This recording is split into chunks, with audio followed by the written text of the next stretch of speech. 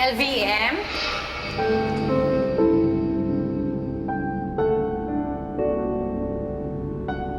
Mother Three, smile.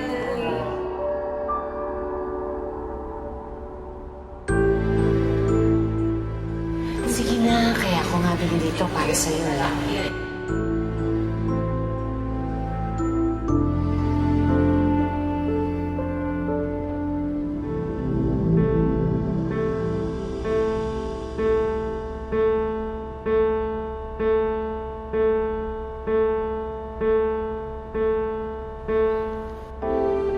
Nasa guestbook ng burol ni Lolo yung pangalan ni Lloyda Magtulis. Na ngayon na boss ni Nanay. Oh, expect na pala kita. Hindi mo sinasabi sa Correct. akin. Naagad ako sa VP ng kumpanya, kaya ako na po yung bagong driver ni Ma'am Lloyda Magtulis. Sa galing yan? Mary, kanino galing ang lechon? Good evening sa inyo. Sino ka ba talaga? At bakit kung nasaan yung pamilya ko, andun ka rin?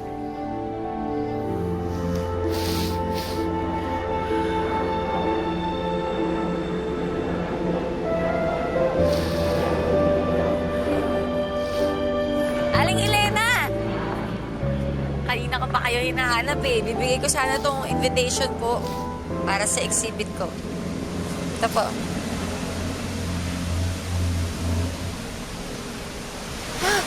Aling Elena, umiiyak po ba kayo? Okay lang po kayo? Bakit ho?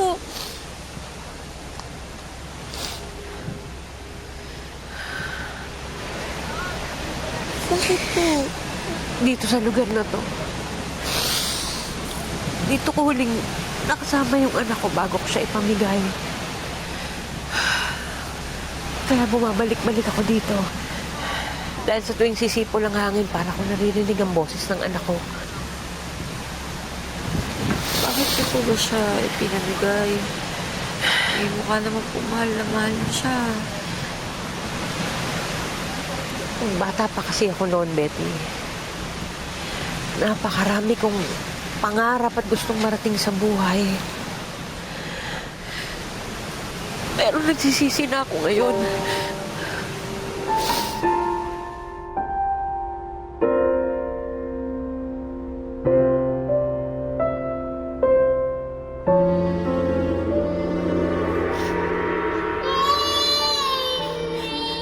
Huwag ka nang umiyak. Huwag ka nang umiyak, Totoy. Mapagmahal yung mag-asawang mag-aalaga sa'yo. Kaya magpapakabait ka nun, ha? Napakabait ng tatay mo. Napakabait ng tatay mo. Hindi ka niya pababayaan, alam ko.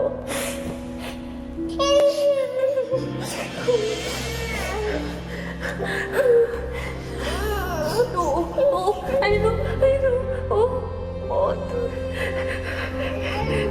Ayun.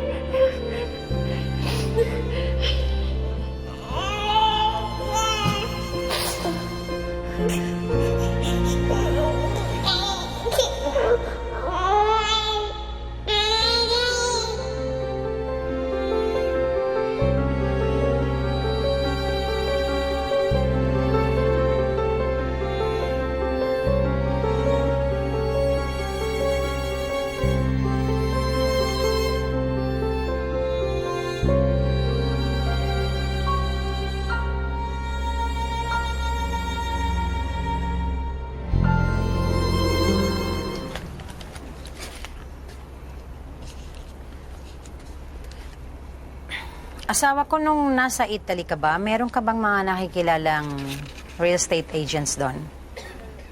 Oo. Bakit mo na itanong? Kasi yun ang dating trabaho ni Ma'am Lloyda. Hindi ka ba nalo ka ng bahay doon? Sa Italy, asawa ko? Sawa ko. Di ba lahat naman ang kinikita ko doon pinadadala ko sa inyo? Pero ngayon may negosyo na tayo. Hindi na malabong makabili tayo ng isang malaking bahay.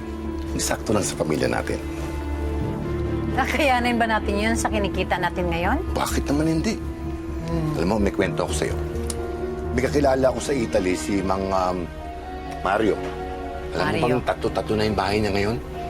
At nagsimula lang siya sa isang maliit na tindahan ng mani dahil sa sipag at tiyaga at tapang. Pero ngayon, ang dami na ng pwesto sa lahat ng malls. Wow. So, hindi imposible, di ba?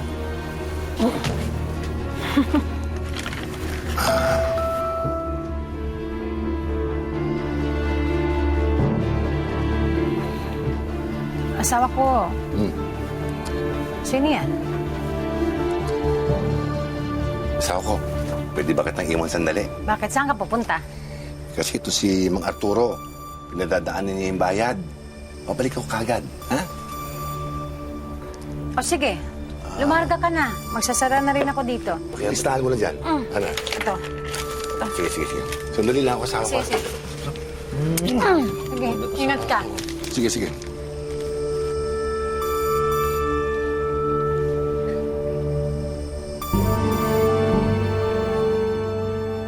Teka, kailan mo ba huling chinek yung cellphone ng asawa mo?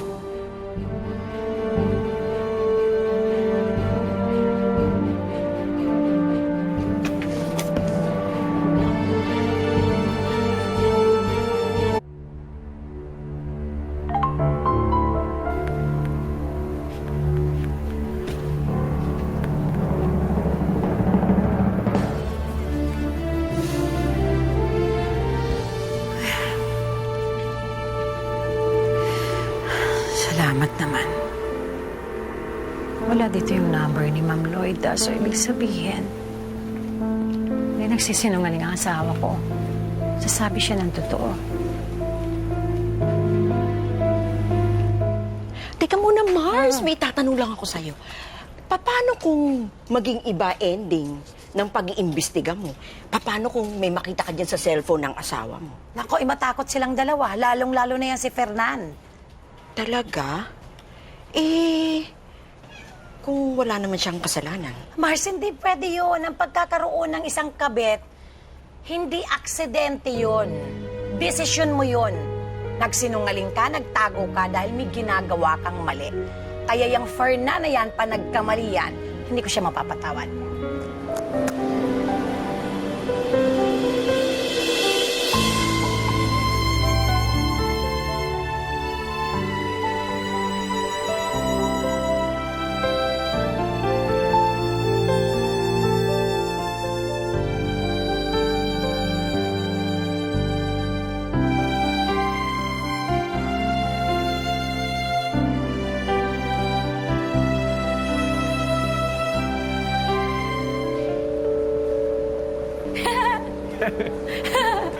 Uy, congrats! Nagawa mo to. Sabi ko sa'yo, ikaw lang yung takot sumugal eh. Kaya nga eh. Betty? Oh? Sorry daw ka na? Ay, ito. Actually, nandito yung model ko na yan. Wait lang. Pakilala. Ladies and gentlemen, the real woman of the hour. Aling Elena, papakilala ko po kayo. Sa best friend ko po, tsaka kay Doc Mia. Si Aling Elena. Hello po. Ay, hi po. Chico.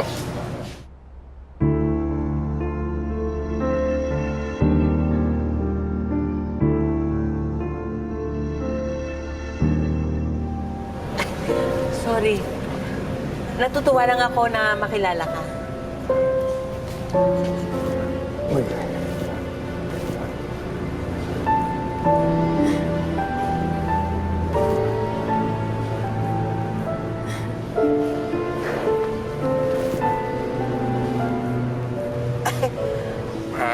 Para saan po yun? Kayo Aling Elena. Mayakap pa kayo. Ito si Pia, baka magselos yan. Sira.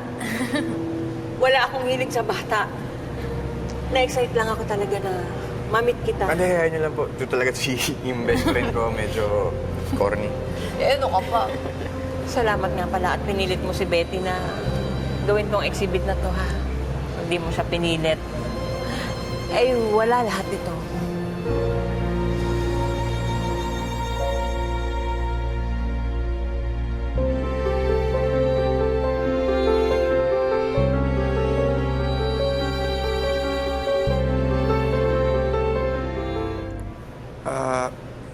Ano po iniisip niyo habang kinukunan kayo dito? Eh, hindi ko na maalala eh. Pero yung nararamdaman ko noong mga panahon na yun, natatandaan ko pa. Eh, yun lang naman kasi ang nararamdaman ko sa araw-araw. Ano po yun? Lungkot at pag-asa. Sana po mawala na lang po yung lungkot para pag-asa na lang po yung matira. Kung alam mo lang ang kwento ng buhay ko, alam mong hindi na mangyayari yan. Para rin pagbalik sa nakaraan para itama yung mali. Mga imposible nang mangyari. Alam niyo, tama nga po si Betty. Malalim po kayong tao. Alam mo, mag-best friend nga kayo. Hindi ko nga alam eh. Hindi naman ako pala kwento tungkol sa buhay ko. Pero pag kayo na yung kausap ko, parang gusto ko nang ilatag ang kwento ng buong buhay ko. Pwede naman po. Huwag na. Masyadong madrama ang buhay ko. Kung alam niyo lang po yung buong buhay ko, hindi niyo po yan sasabihin. Sige, minsan nga magkwentuhan tayo. Sige, kwentuhan tayo.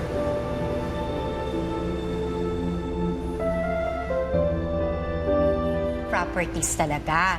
Yung tatlo naming anak, magsisimula ng magkaroon ng pamilya. So, plano namin bumili ng bahay na hindi na nila iisipin pa. Mr. and Mrs. Rubio, tama po yung paglapit nyo dito sa Prestige kasi marami kami ino-offer na options. Pero syempre, depende pa rin po yun sa budget na kliyente. Ang totoo po yan, I had a client before who has the same concern as yours. Baka kilala niyo siya. Napatibi pa siya nung dati si Mario Salas. Alam mo, may kwento ako sa'yo. May kakilala ako sa Italy, si Mang Mario. Alam mo bang tato-tato na yung bahay niya ngayon?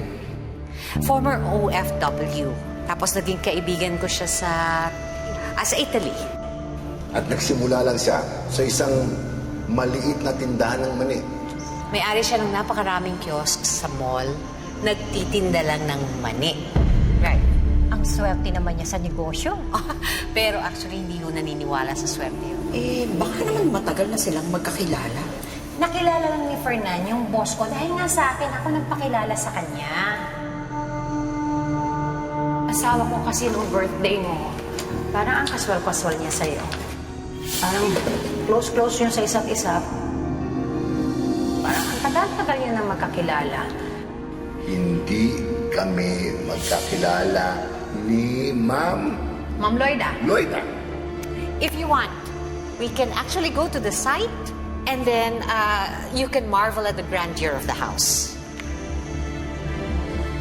Luz, actually, ang concern ko is kung ina-allow nyo magpa-customize ng unit nyo. May tinatanong si Mrs. Rubio.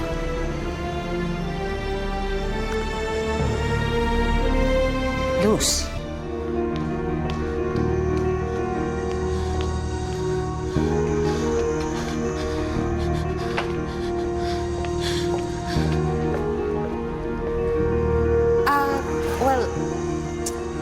You can go upstairs para makita sa kanila ang model units. This way, Please. sir.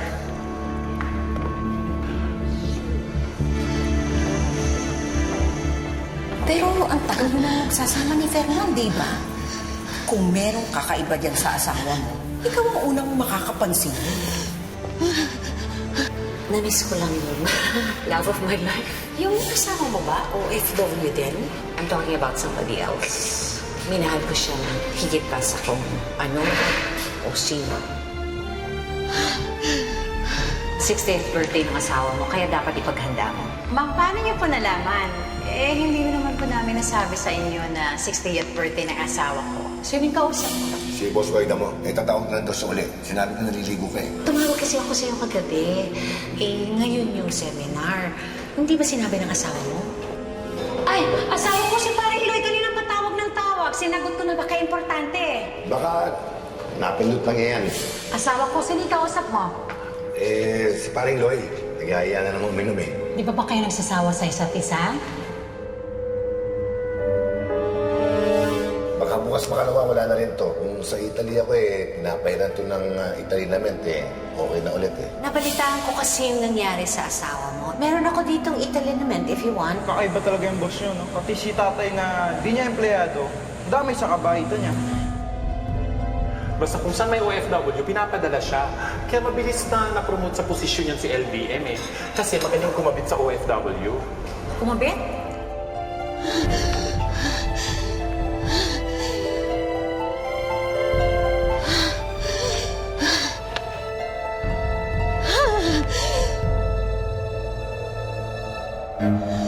Luz! Ano bang problema? Bakit ka nag-walk out? Nakakahiya sa kliyente. Luz, come on, let's go inside. Hindi pwedeng pinaghihintay si Mr. and Mrs. Rubio. Whatever your issues are, please pull yourself together.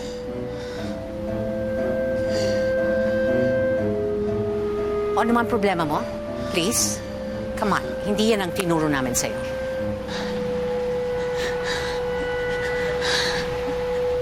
Minsan na kitang tinanong nito. Noon sigurado ako sa sagot mo. Pero ngayon hindi na.